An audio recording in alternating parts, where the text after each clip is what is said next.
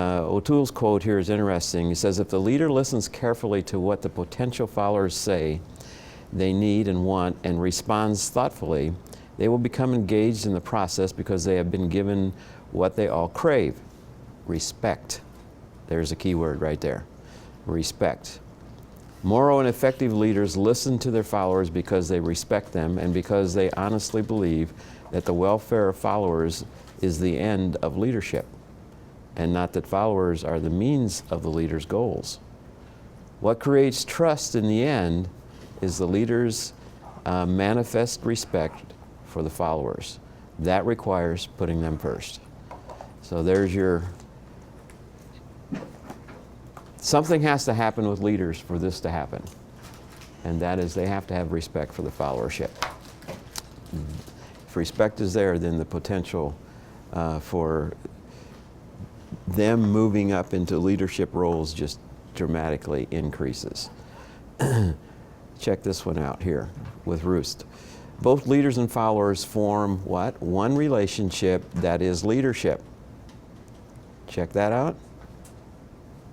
Both leaders and followers form one relationship, that is leadership.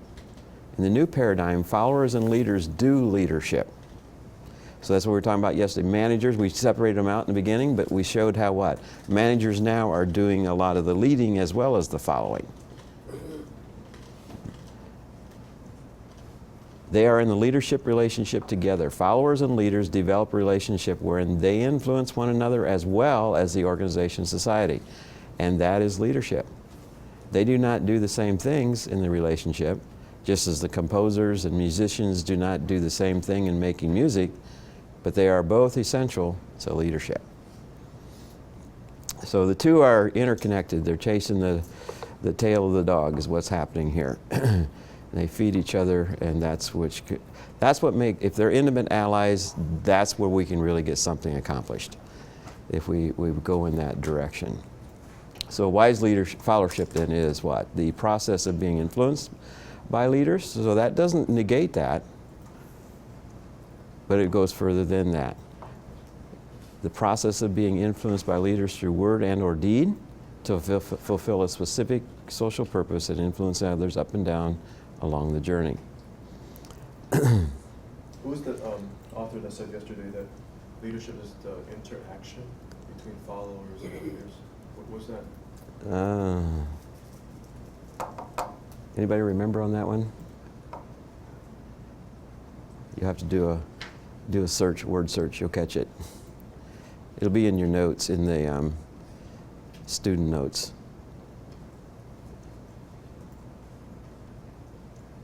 Not sure which one it was, though.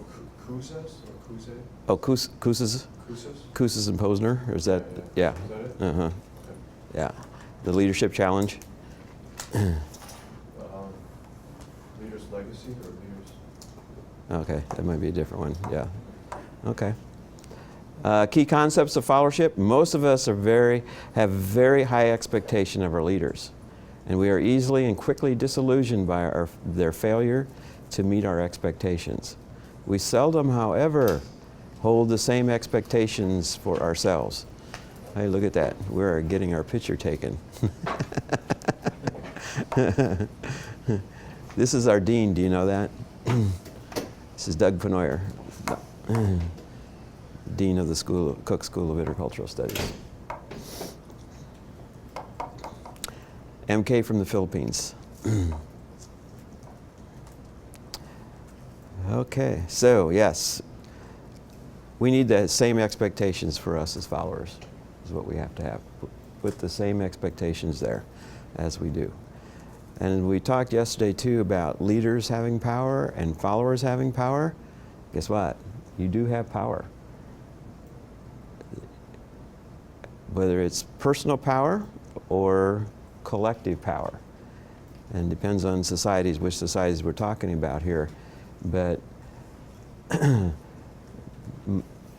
majority, of course, of societies around the world are going to be collective. So they're going to think of power from a group perspective, however that group is defined within that specific context.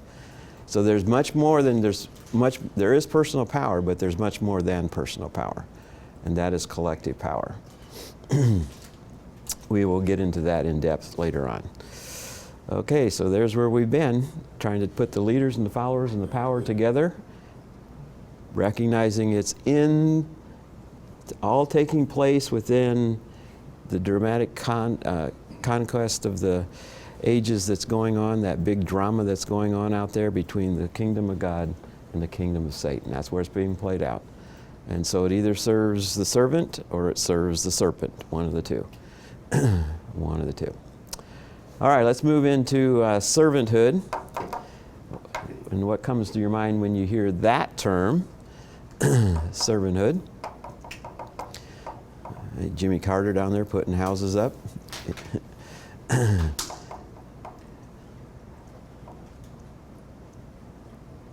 Servanthood.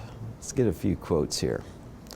Max Dupree again, in his classic book, Leadership is an Art. The first responsibility of a leader is to define reality. The last is to say thank you. In between the two, the leader must become a servant and a debtor. There, give him his place. Yeah, here's the task, here's the relationship, but how do you keep that relationship? How do you get the trust in there? You do it. At the end, you'll say thank you, because if you were demonstrating servanthood through that, that task will help. That will help that task to get accomplished, and you can be very thankful to your followers for getting it done. How about Plato? Ruling, not serving, is proper to a man. Little contrast here. How can a man be happy who serves? Little contrast between those two, huh? But that's what we got to play with. And then back to the Mark 10, those verses that we're very familiar with. Don't be like those rulers that lord it over you. In other words, what? Change the custom. Change the custom that's out there. Little role reversal. I am in your midst as one who serves. We become taller when we bow. We become lowlier when we instruct. G.K. Chesterton. You read any of him? Chesterton? He's got little quips like this all over. Very, very wise person. We become taller when we bow. So you just changing the role here again. We become lowlier when we instruct. Shoker, central to servant leadership is what? Power and its use. That's what's under, its foundation, it's there, it's right there playing out. How do you use that power? Because everybody has it, personally, collectively, and you can use it for two ways. You can accomplish anything in life provided that you do not mind who gets the credit. One of our former presidents, Truman, who gets the credit? Who cares? Does it get done? But for that to happen, what's going to have to happen for that to happen?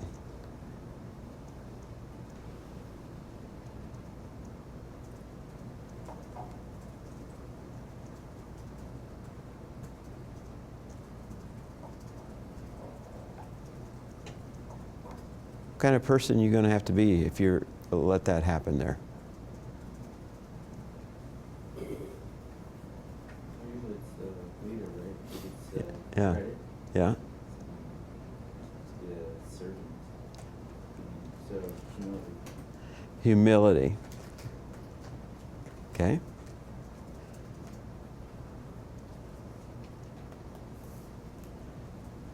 What's his self-esteem like? Where's his confidence lie?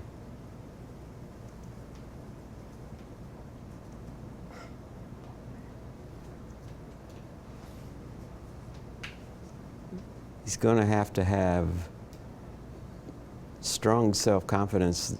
That's not what bothers him. See, if somebody does what he maybe is even better at, but it gets done, it's not a problem for him. Not a problem. So there's a self-assurance that the guy has that says, okay, good. He doesn't get jealous. He doesn't get worried. He doesn't feel like somebody took over something that he was trying to do. You can accomplish anything in life provided you do not mind who gets the credit. Well, that takes a certain type of person that has that servant attitude, that has that respect for the other person, and has confidence that he doesn't feel like because that guy was awarded or that guy was awarded for something because of what was done, that he loses. Why? In the spiritual world, power is multiplied. It's not diminished. And that if we can get that understood, we've come a long ways. A long, long ways. In the spirit domain, that power multiplies. It doesn't subtract. The individual was able to do something, great. You may have had a little role in helping that get done, great. Multiplication. Multiplication. The most important thing that an IBM manager to learn was not the professional or the technical dimension of their work, but the proper way to treat people. Proper way to treat people. That's your respect. So what makes a good follower? What makes a good leader?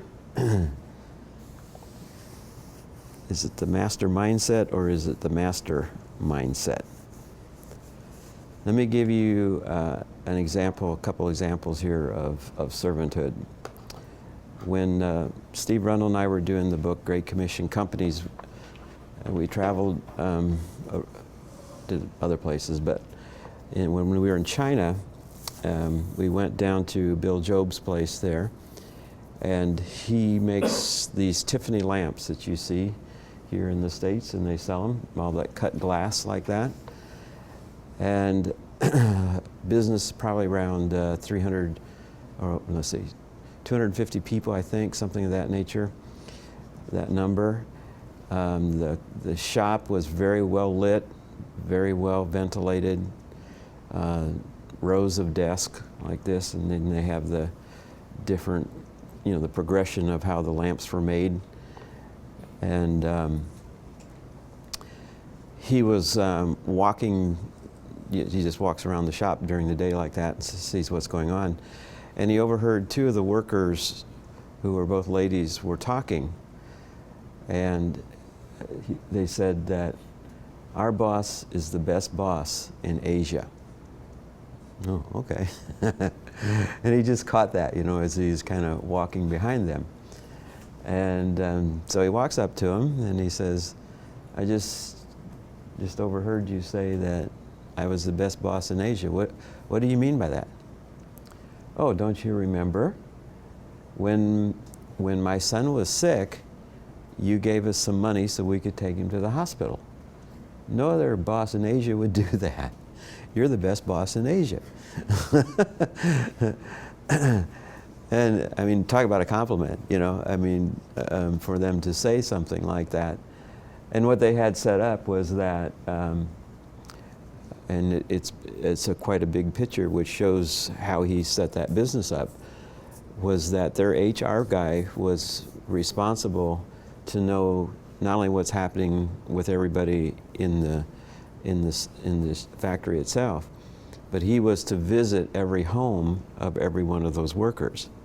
So therefore he would know what's going on, and he was, when there were financial needs for either hospital or whatever it happened to be, they had funding that would then be given to the workers for themselves or their children or whatever, to be able to take care and meet those social needs that were there. So that was just part of their business. Great example of servanthood. there. And some of the other things that he did that would bring tremendous attention to the company itself was that they always hired somebody who was crippled.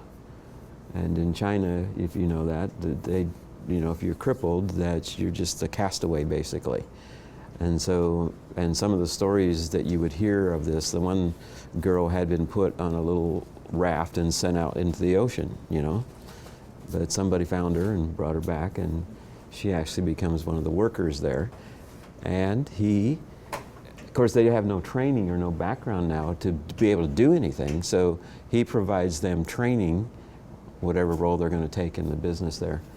And he will give them the training they need to get up to speed to do that. So tremendous examples of servanthood in the way he established his business there. Some of you might know this guy, pretty well known for his servanthood, for what he did there in India. And of course this one, the greatest example of servanthood that is out there. Okay, here's your quiz for today. What are some of the greatest grossing movies that demonstrate servanthood? Don't look ahead on your PowerPoint.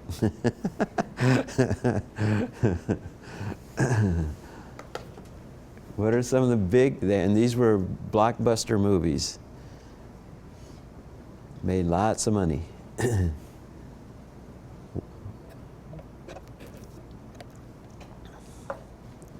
You think of any? Well, you showed us the picture of the Passion of the Christ, I guess. Yeah. The Passion of Christ. That's one, and that was a big one. And what is that? Just a little bitty slice of his life, right? I mean, we're not talking even the whole, like a whole gospel. We're just talking a little piece of his life there. Yeah, and that went global. What else? Avatar. What's that? Avatar. Oh. I was just thinking of the guy who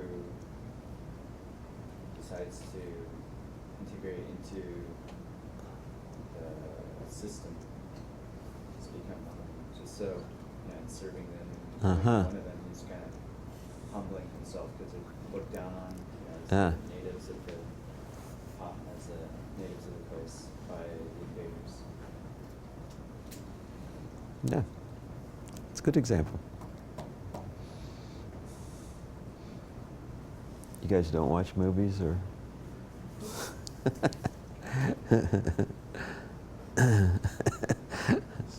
It's a Biola no-no, or for a...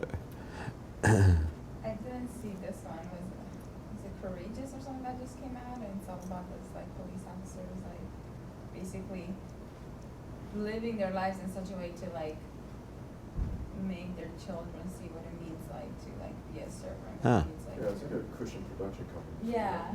I Oh. didn't get to see it, but it was Ah. like a big deal when it came out. Long ago, or when was No, that? it Not was just like recent? last year. Oh. 3 months ago.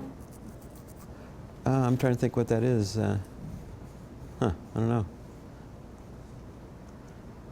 All right. Remember those movies? Braveheart. That was servanthood? Uh-huh. Dies for substitution. Mm-hmm. Yeah. Well, then it's the same with the Hunger Games. Still, was their sister that sacrifices her Yeah. life for the other one. Yeah. But it's interesting when there's the theme of somebody giving their life for somebody else, that becomes very popular. There's something within us that gravitates to us, and we're just saying, wow. Yeah, substitution, yeah. Okay, let's go. Anybody read this book? Lao Tzu? Actually, I read this when we were going through China, which was interesting. And this is, of course, pretty ancient. But look at some of the phrases as we go through. I'll point them out where he's coming from. If we stand on our tiptoes, we soon lose our balance. Without a sense of rhythm, we don't keep a steady pace. When we try too hard to inspire, we lose our ability to convince. When we are too self-absorbed, no one pays attention to us. When we are too self-admiring, people turn away from us. Pride quenches any social value. We might wish for ourselves, and it disgusts our neighbors and our friends. So a spiritual, healthy person, notice that next phrase, living the way. Where's that coming out of? Acts, the way. Living the way will shake off all prideful living and selfish desires. So he wrote a lot of those type of things there. And one wonders if he was, of course, a believer. And here's some other ones. This, the last one, but the first one, we'll read that one first. But Taoism emphasized the need for a leader to work himself out of a job by making the people believe that successes were due to their efforts. A leader is best when people barely know he exists. Not so good when people obey and acclaim him. Worse when they despise him. But of a good leader who talks little, when his work is done, his aim fulfilled, they will say, "We did it ourselves." And this is coming out of Asia, where it's strong hierarchy, right? But he's challenging that. He's challenging that. Here's another one from him.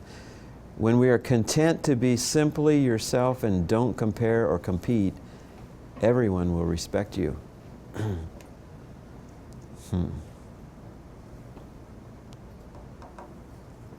All right, who were some of those Old Testament servants of God? Who are basically called that, servants. They're called servants. Abraham, Moses, Caleb, Joshua, David, Elijah, Job, Isaiah, even the prophets in a generic way, and Israel in a national way.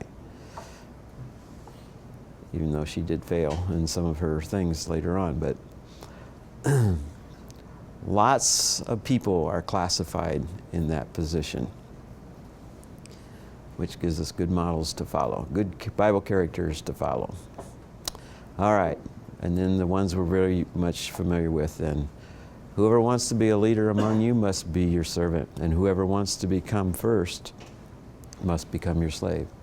For even I, the Son of Man, came not to be served, but to serve others, and to give my life as a ransom for many.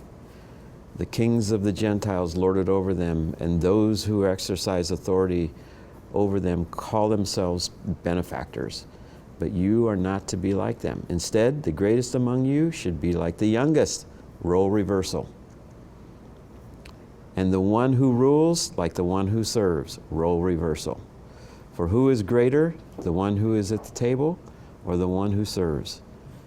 Is it not the one who is at the table? But I am among you as one who serves. So there's our role model to follow. But it's certainly not easy. I wish it would be easy to do that. But it just isn't. Just too much pride, too much lack of respect, too much wanting to have the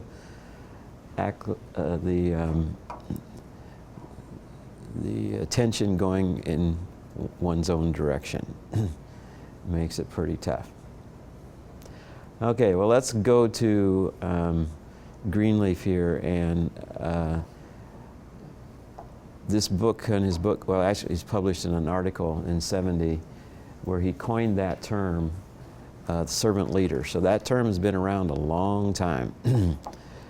And actually it's probably been around and used so long that now its impact is not what it should be.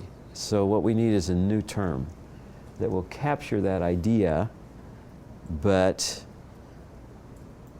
get us away from the familiar. So to gain an extra A, you can come up with that term, and if we can accept that, we'll give you that extra A. But really we do need something that will recapture that whole thinking in servant leadership. And where'd the idea come from? Okay, this is interesting. Came from a story that he had read. The idea of the servant as leader came out of reading Hermann Hesse's book, The Journey to the East. In this story, we see a band of men on a mythical journey. The central figure of the story is Leo, who accompanies the party as the servant who does their menial chores, but who also sustains them with his spirit and his song. He is a person of extraordinary presence. All goes well until Leo disappears. Then the group falls into disarray and the journey is abandoned. They cannot make it without their servant Leo. The narrator, one of the party, after some years of wandering, finds Leo and is taken into the order that had sponsored the journey. There he discovers that Leo, who he had known first as servant, was in fact the titular head of the order, its guiding spirit, a great and noble leader, the undercover boss. Yeah. And so that's what, reading that story, that's what, he started thinking, look at that, he's the servant leader. And so that's where that term then came from. And this is the little test that he uses. This is a great little test. He says, it begins with the natural feeling that one wants to serve first. Then conscious choice brings one to aspire to lead. The difference manifests itself in the care taken by the servant.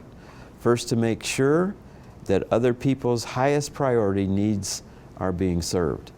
The best test is, here it goes, see if you pass. Do those served grow as persons? Do they, while being served, become healthier, wiser, freer, more autonomous, more likely themselves to become servants? What is his effect on the least privileged in society? Will they benefit, or at least not be further deprived? So there's your test. Did it help push these people out further in all these various areas? Great little test. Great little test to do. So the personal question would be, in your areas of leadership, have you demonstrated servanthood that brings results such as this with those that you are responsible for? So that's Greenleaf. He has a lot of books that he wrote on the topic. You can still get them. They have a website. I think I put it in your notes somewhere that are there.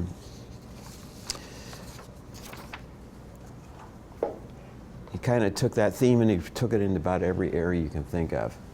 Into business, into education, into the health world, and just applied servanthood into all those different arenas. So we can thank him. He was a Quaker, worked for AT&T for about 40 years. And during the 60s, when a lot of those university settings where they had problems with people coming in and taking over the presidency, that kind of stuff. He came in as a consultant trying to help them how do you deal with renegade students and that type of thing. So that was his background. And out of that would come this whole arena of books dealing with servanthood. Okay. So authentic servanthood then tends to reproduce authentic servant leadership. And that's the goal. But if we can get that, if we can just get that. Authentic servant followership, then we can do that, tends to produce what? Authentic servant followership. And so every time we look at leadership, we want to bring in now followership, the same thing, and look at it from that same perspective and not neglect that. In the business world, Michael Novak, made the argument that the most important resource in any business is the human resource. It's the people that work there. That's his argument. A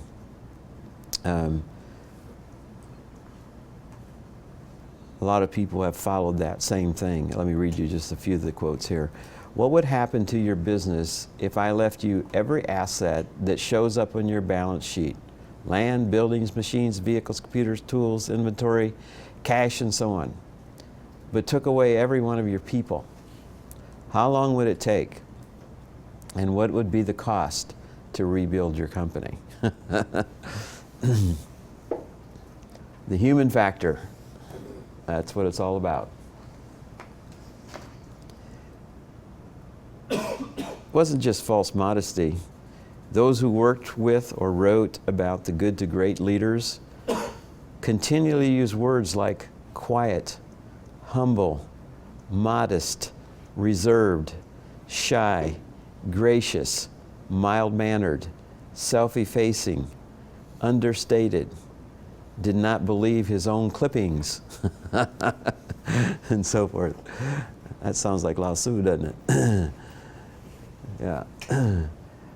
So Collins' book, Good to Great. You read that book? Heard of that book at least? Yeah. Yeah. Where he analyzed a lot of different companies. What made companies move from just being good companies to great companies, looking at their leadership. Be interesting if somebody did that and looked at their followership. See, there's another book for you right there. There's your dissertation. Somebody's got to do that one for you doctoral students there. What would they find on the followership level? Okay, servanthood then. Good old Greenleaf coined that in '70. And the authority, once again, here's your terms. What? There's the social right to use power in particular ways, but it has to be used legitimately. And they're going to, even with servanthood, you're going to get people to support you, to build alliances, build groups to push in your direction. Decision making will be done through a servant means. And the power is going to be exercised in a way that will demonstrate servanthood as well. Doesn't mean that they will go against the grain, doesn't mean it can bring hurt, doesn't mean any of that kind of stuff. But you can still demonstrate power in a servant way, even when the things are really, when there's firings that go on, those type of things. Still, those are very hard, but how are those things done? Some of the key concepts in servanthood. Be an unselfish servant, we must become something we cannot be by nature. That's a problem. Our very hearts then must be changed. This means we must come or be brought to the end of our self-sufficiency, our self-devaluation. When we do, we can expect or accept the need of grace. At the end of self-sufficiency, we can find God's sufficiency.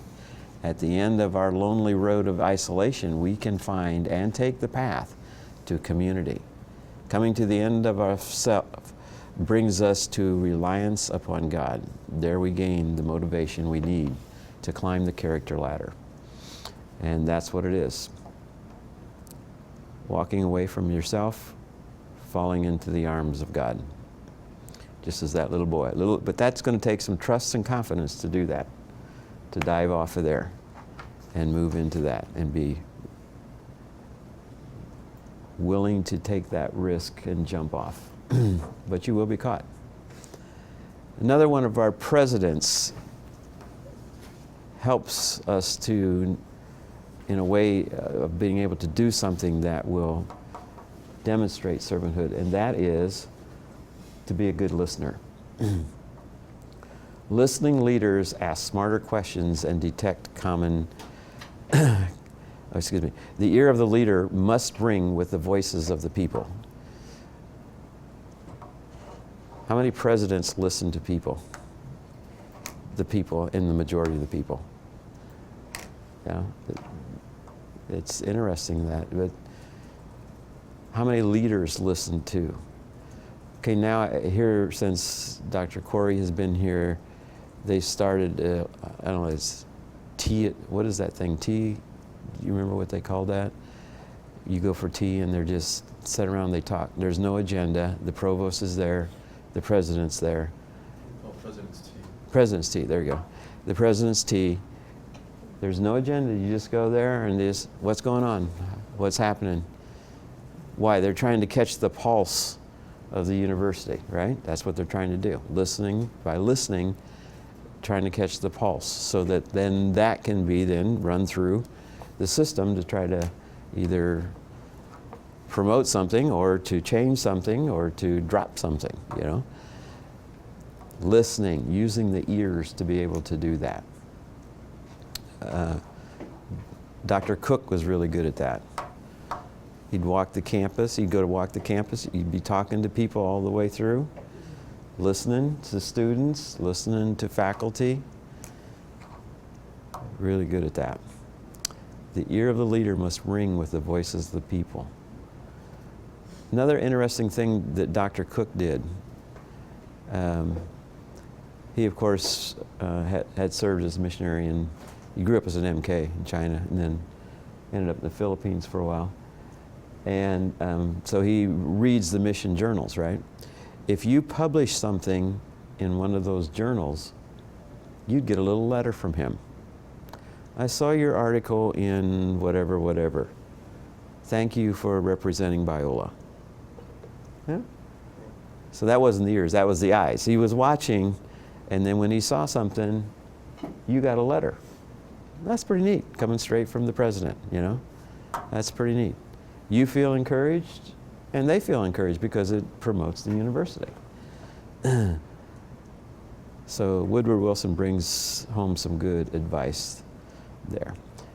And then if that is accomplished, then listening leaders will ask smarter questions, and they can detect those little nuances of change that are going on within an organization and then be promptly addressing them, rather than after something blows up, then coming in to try to put the fires out, you know. That's a demonstration of good servanthood, to be able to listen. Here's another contrast. I like setting up contrast here. Here's the prayer of St. Francis.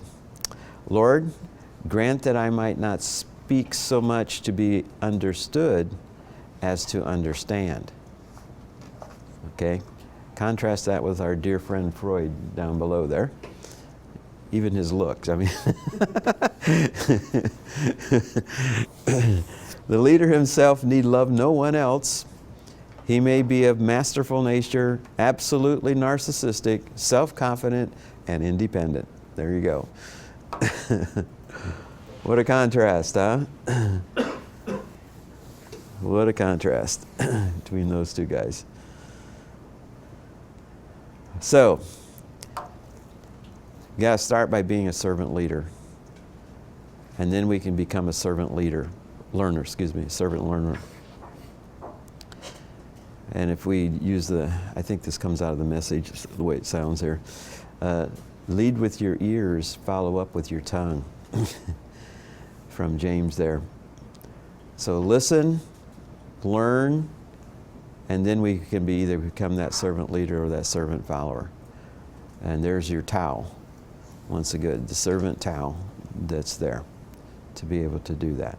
This is the great reversal again. This is the role reversal that Jesus was so famous for bringing to earth and challenging us with. And that's why it's so tough, because it is a role reversal. Servanthood, of course, is tied to power, just like followership is tied to power. Power without piety becomes arrogance. But piety without power as legitimate authority cannot fulfill its providential mission. So it's not that servanthood doesn't use power. See? Power is involved in there. Power is neutral in that sense. It's not, we almost always think of power as a pejorative, from a pejorative perspective. And it's kind of evil and bad. No, it's not evil and bad. Power has to be there. But it's once again how that power is used. There's legitimate power. Power without piety becomes arrogance.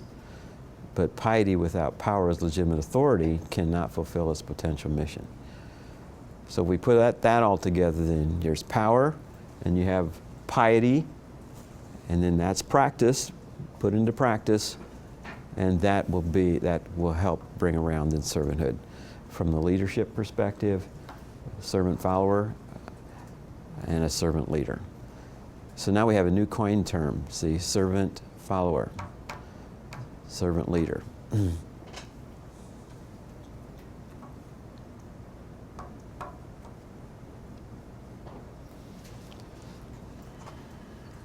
Anybody have a substitute yet for servant leader? Throw it out on the table. Let's see what you got.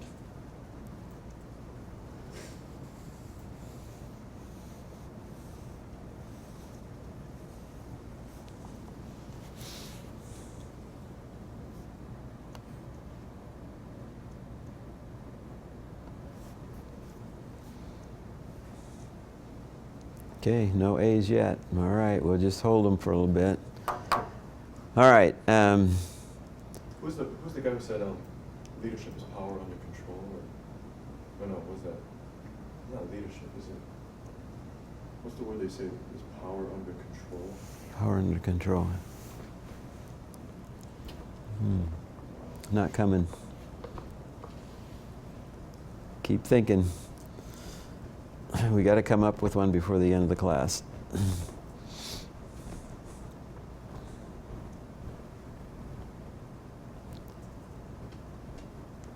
have a question about that formula there, which is, I've come to understand power as more, maybe more critical education standpoint, which is, the question about power is not just how it's used, but who has it.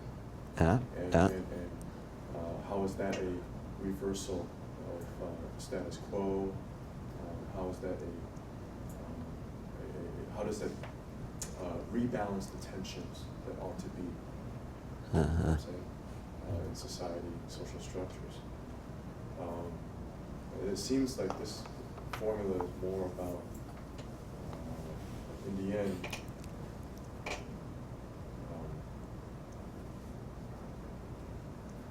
who can practice the best use of power. But I'm wondering if it has to do with the person himself or herself, and where that person is from, and I think the balance of power is not just in its practice. In other words, Okay. It can be more in the person coming from Yeah. the social structure themselves. Yeah. You know what I'm saying? Yeah. So meaning the practice has to come from somewhere. Right. Yeah. Power has to come from somewhere. Yeah. That practice will be done in some context. Definitely be done in some context, whether, however the social structure is set up, or